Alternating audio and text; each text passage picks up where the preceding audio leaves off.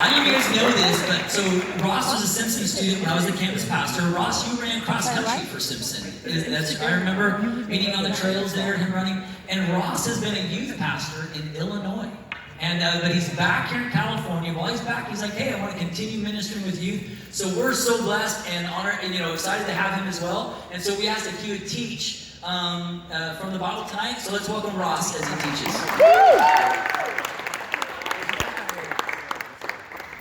All right, so microphone not super used to at this point. I also haven't spoken in a little while, so I might be a little bit rusty. Some of you guys may have heard me speak a few times before. Shout out to old RCF students. Okay, so as you guys know, my name is Ross, and I've only been here for a few months, but I have loved every minute that I've been able to attend. You guys are awesome, and I'm super excited to keep going. And so I'm really excited to share something that I am learning about personally. This is something that I've been working through for a few months now. I'm continually working through it because the Bible just keeps growing and you keep getting deeper and new truths are revealed. So as Travis mentioned, I actually grew up here in Neighborhood 2 with the Giovannis and all that fun stuff. I actually did a lot of maintenance for Bill when I was in middle school and high school and stuff. Yeah, so if you go to their house, ever, I don't know why you would, but all the beautiful landscaping, yeah, that was me. I take credit for every rock, every plow. I also taught here for elementary school, so Harrison. What? Here? Oh, that's what's going on? Okay, sweet. I had Harrison, I had some of the Matos kids, all that fun stuff. Nice. And so yeah, and then I had Travis as a campus pastor, so I feel like I'm going like full circle here with all these connections kind of coming back all at once. And so I'm just excited to be here, and hopefully as long as I don't totally blow this moment up here, I might be able to do this again. So today we are going to be taking a look at, it's right behind me, so this is a little weird, this idea of a new temple. So if you want to open up your Bibles, our core verse is actually going to be found in 1 Corinthians 3:16. And it says, do you not know that you are God's temple and that God's Spirit dwells in you? Okay, so I'm going to ask you a couple questions. You're going to have to raise your hand. How many of you have heard this verse or this reference to your body being a temple before? Yeah, that's kind of what I thought. It's a pretty common verse. It's pretty often referred to. Now, how many of you have heard this in relation to something like a tattoo, which I know some of our leaders have, something like drugs, sex, smoking, anything like that? Raise your hand. How many of you heard that? Okay, perfect. Because I heard that all the time growing up. Just people would say it, and I just kind of heard it. It went in one ear, kind of stirred around, and then kind of faded away. And I thought more deeply about this until I was listening to a pastor talk about it. And then something clicked in my mind, and I realized that there's so much more going on. So I kind of want to take a look with you guys as this spark of interest entered my heart. I want to show you the paths that I took kind of venturing into it and these deep, beautiful truths that kind of came along as I journeyed. So, has anyone spent any time in the Bible, you would know that sometimes things can get confusing really fast. You take a look at Leviticus. You spend 5 minutes there, and you just want to close your Bible, give up, and walk away because it doesn't make any sense and you're confused. And the reason that this can be the case is because the Bible is packed with history and references and context, and as a American living in the 21st century with cell phones, we lose a lot of this significance. So I'm going to show you an illustration to kind of unpack this idea that sometimes when we take a look at something as simple as our body as a temple, can have these layers and layers and layers of complexity, because the Bible is layers and layers and layers of complexity in and of itself. And so maybe I was too preoccupied whether or not I could use a meme in a message that I didn't stop to think if I should. So if some of you enjoy this, I'm really glad you do. If some of you don't get it, that is totally okay too. But so the point of this is let's take a look, and I'm going to break this down, which immediately makes it unfunny, and that's okay, because breaking down any joke just ruins it. But let's take a look. So Mark Zuckerberg, how many people know who that is? Awesome. So first of all, to understand where we're going, we have to first know who Mark Zuckerberg is. We have to know that there's a thing called Facebook, which he invented.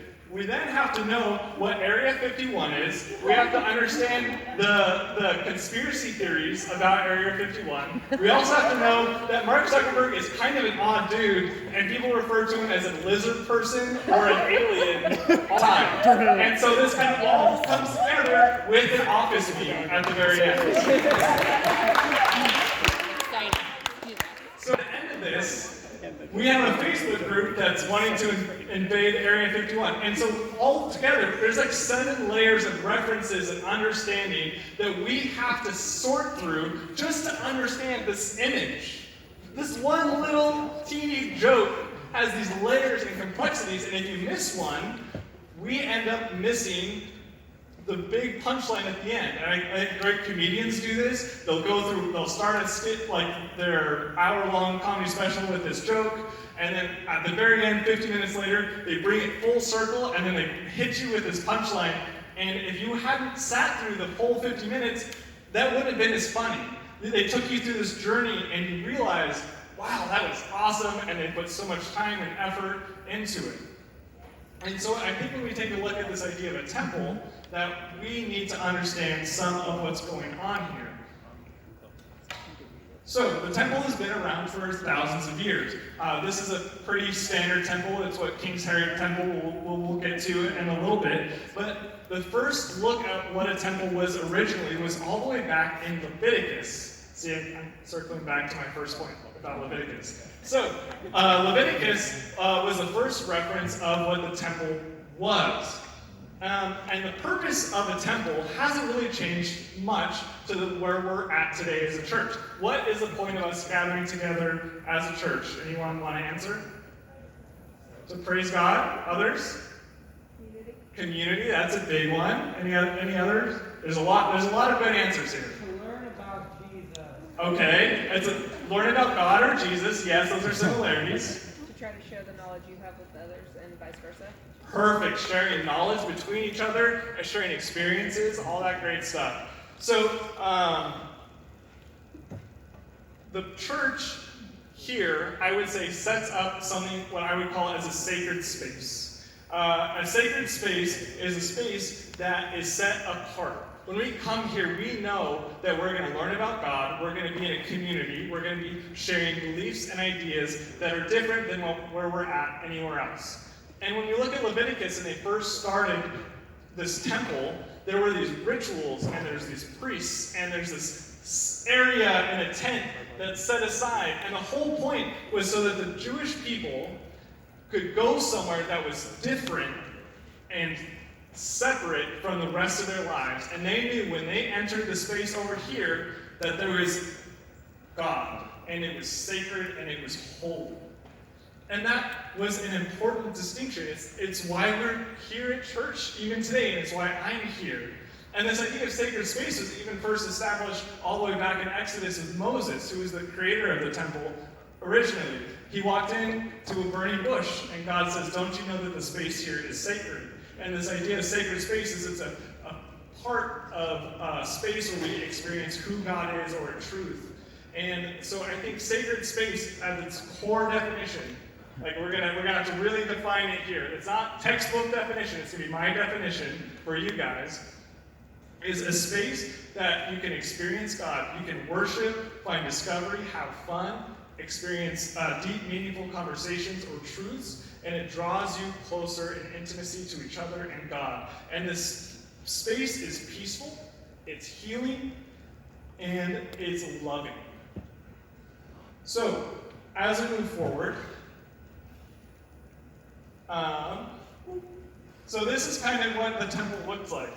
And the temple looks like this for a really, really long time, until something significant changed. Something crazy happened. Someone came into the world and changed everything. Can anyone guess who that is?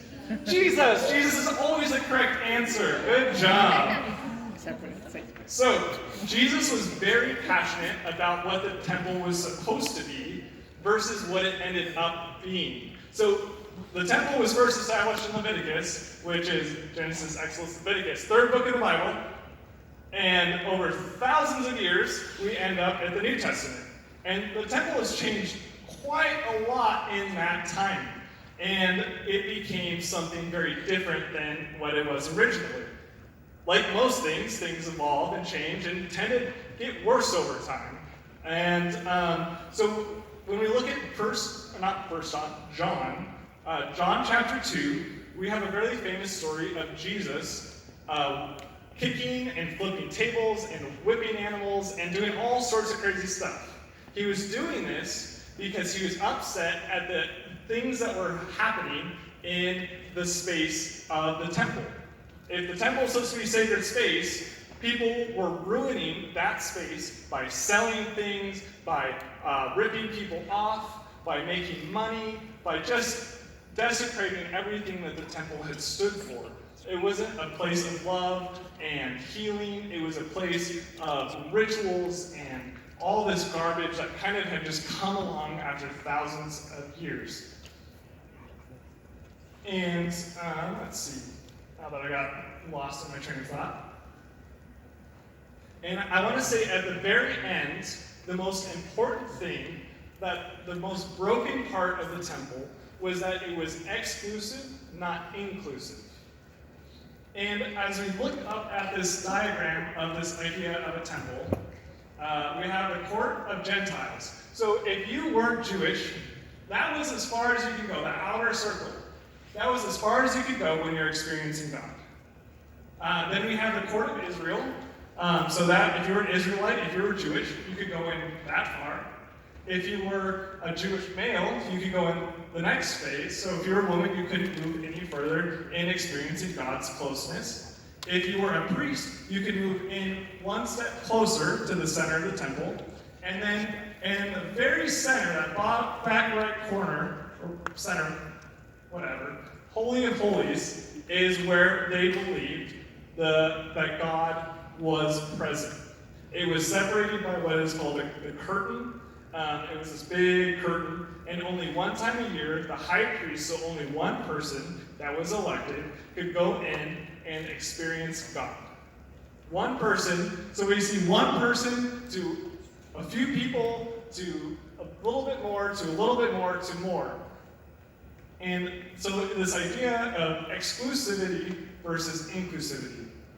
Can you imagine if, when we came in here for worship, I stopped everyone at the doors and I said, okay, hold on. If you are Jewish, you can come on in, but you as a woman, you need to be a little bit out there, and then you're looking pretty Gentile-ish, so I actually need you to stay outside, because that's not okay. And then, Travis is pastor and the leaders, you can actually come up to the front row, because you guys are selected and set apart from everyone else. Would you come back to that church? Would you ever come back to that space? Most of you would not. And I think for very good reason. The church, the sacred space that was being created, is about community, love, equality, this idea that everyone's opinions and voices can be heard and valued. But here, it's not. There's an elect of people that are in and people that are out. So, let's move forward. In Matthew 24, Jesus and his disciples are leaving the temple, and the disciples are talking about how magnificent this temple is. So if we move back to here, this temple, is huge. We kind of, it's just a diagram. It's what we believe the temple was at a certain point. And it's massive, it's ornate, it's tons of gold and all this wealth. And it was built by King Herod. Now, King Herod was like the Bill Gates of back then. He was like, you can't even comprehend how wealthy he was. And he poured millions and millions of what I would say US dollars into building this thing. And so obviously these disciples are like, this is crazy, like, I can't believe it. And these disciples, I mean, they came from poor backgrounds. They didn't travel the world. They didn't get to experience much. They lived in a village. They fished on little boats in the Sea of Galilee. And then this weird statement comes from Jesus. He says, "Do you see all these things?" Jesus asked. "Truly I tell you, not one stone here will be left on another. Every one will be thrown down." Okay, that's kind of a weird statement. This thing is huge. How can a temple like this ever be thrown down? What's going on here? Well, there's two things. One, Jesus is actually referencing the inevitability of this temple's actual destruction. In, I think, AD 66, the Jewish people rebel. Rome doesn't like rebellions very much, and they obliterate everything in their path. And they end up destroying this temple stone by stone. It's a massacre. But I think there's something more subtle going on in these words here. Jesus is referencing something a little bit more hidden. He's referencing that this idea of a temple isn't working, and he is here, and this temple as the spiritual idea is actually getting torn down with his life. That Jesus, his whole life is a testament to this idea of a new temple. This old temple, it needs to get destroyed. What it's doing, its brokenness, it needs to go away, and a new temple needs to come into its place.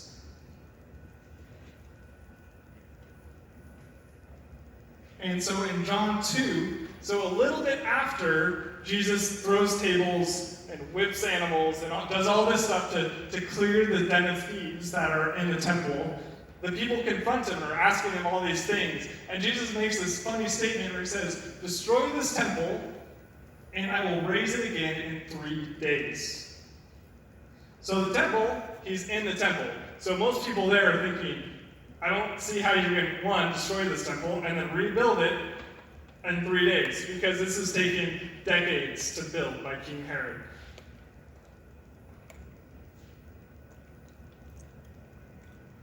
So then we're going to move to the next idea. This idea of what a new temple is found in Matthew 27:51. "And at that moment the curtain of the temple was torn in two from top to bottom, the earth shook and the rocks split." So this curtain that I had referenced earlier is the Holy of Holies. This was the place that housed God. God was hidden behind this curtain.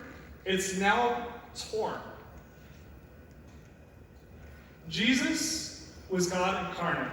He was the Messiah, Emmanuel, which means God with us. With Jesus' birth, we see a radical shift from God only being found in the temple to the temple now being found living, moving, and breathing among us. And upon his death, this new temple became permanent. This idea is like crazy radical. Nowadays, it's like, oh, cool, that's great. But back then, I mean, you were a Jewish person. For thousands of years, you've done the same thing your family has done, generation after generation. The temple is no longer the same as it was. The place that houses God is no longer a place that houses God. Now, Jesus walked among them. He walked alongside them in their streets and houses. He carried the temple with them and held sacred space with each person he encountered. People no longer had to seek God in the temple. God came to seek them. And when he died and the temple was destroyed and the barrier of exclusivity was destroyed,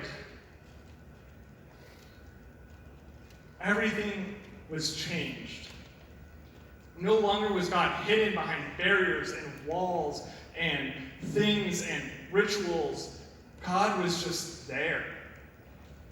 He is found moving and living in our streets, in our houses, and with each other.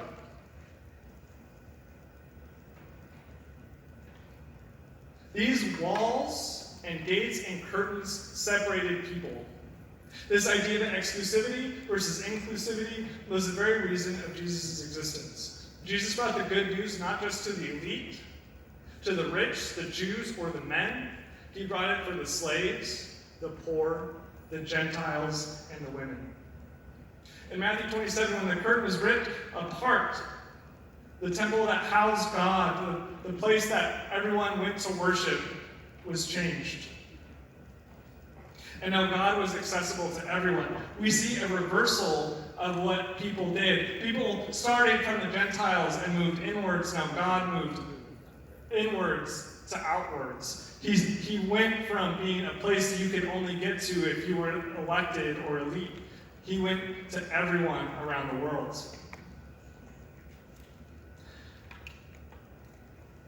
And now we go full circle back to 1 Corinthians 3:16.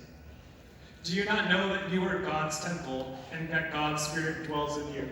If God's Spirit dwells in you, you are a new temple.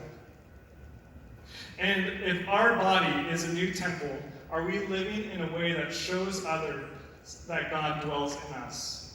Just like Jesus, our purpose is to show the love of God and hold sacred space with everyone around us. When people talk to us, do they see God? Do they hear God? And do they feel God's presence? As they would when they're worshiping here in the church. Are we ripping the curtain that allows people to experience God and for God to work through us? Or are we building walls of segregation in our hearts so only certain people can experience God's love? Are our hearts allowing people to find peace and healing, or are people only experiencing God when we want them to experience God? Are we creating a space for others to find peace, or are we keeping our bodies and our temples segregated from those around us? Jesus' whole life was to love everyone. His very presence brought peace. He brought the embodiment of God to those around him. People felt peace, were healed, found salvation, and were loved in the space around him. He even sacrificed himself because he loved everyone so deeply. If our bodies are the temple, we are responsible for creating a space that allows for God's love to flow freely so everyone can find